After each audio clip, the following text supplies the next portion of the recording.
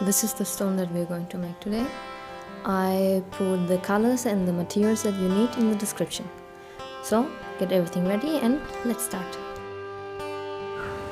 As you can see, I've already prepared my stone for the dotting. The first step that you will need to take is you take a compass or something else in a circular shape and you draw a circle onto the middle of your stone.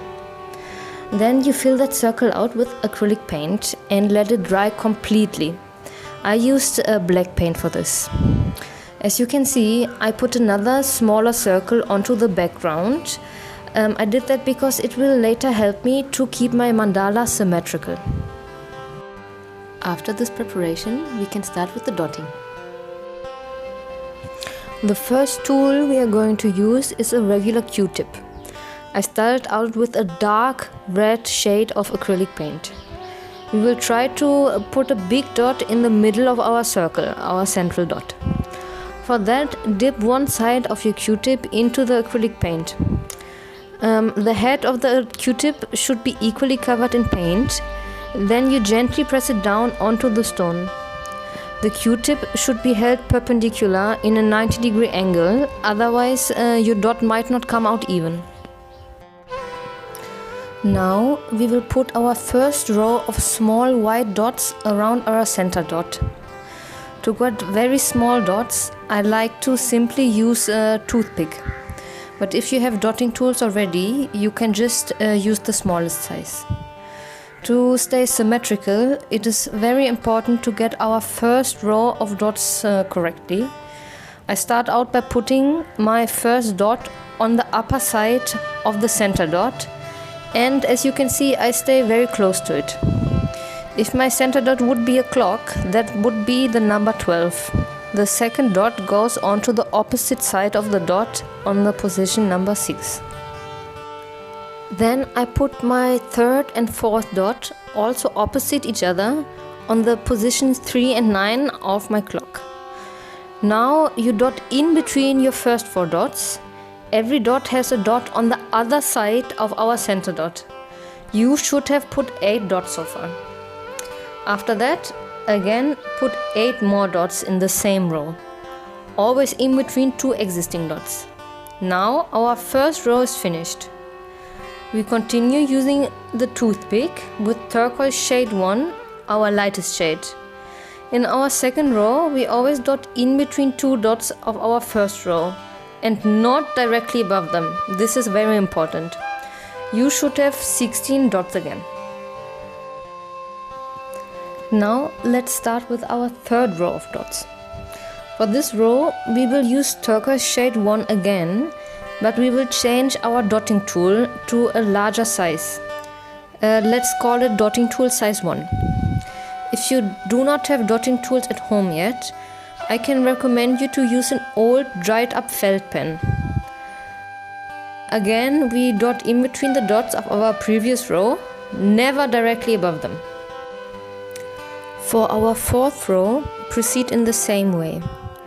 Use turquoise shade 2, 1 shade darker than before.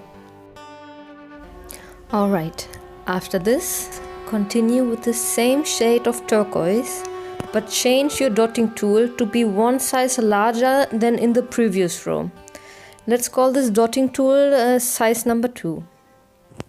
For our final full row of dots, we use turquoise shade 3. Now we want our dots to be even bigger. I also improvised for this one and simply used a Qtip again, but this time I removed all the cotton from one of its sides to get a slightly larger dot than before. After this, we resume using turquoise shade 3 for the next row. In this row, we will only dot 8 great dots, not 16 anymore. To still stay symmetrical, we only dot in between every second gap of the preceding row.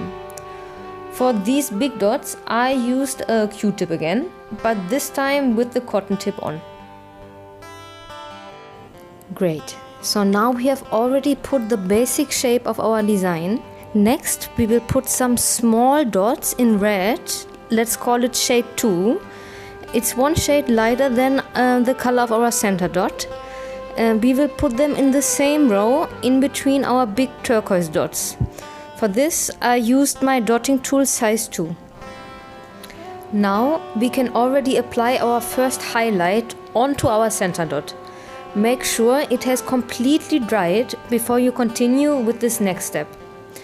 We will use red shade 2 again and the modified cotton swab to dot a slightly smaller dot onto our central dot.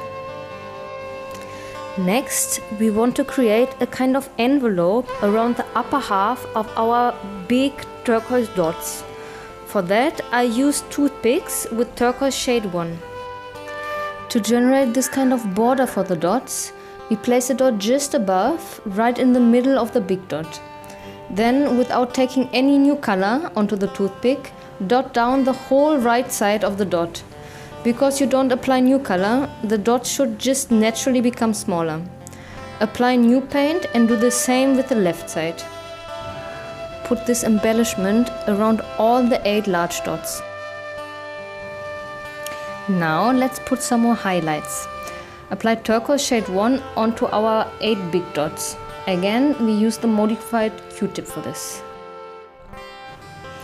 Alright.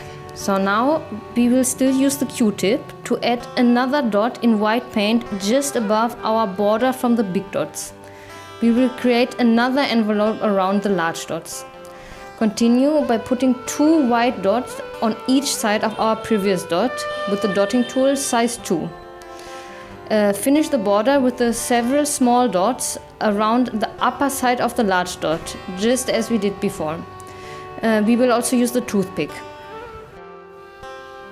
Now add 8 more dots with the Qtip in turquoise shade 4 in the free spaces that are still there between the big dots. Give them also an envelope in turquoise shade 3, also with the toothpick.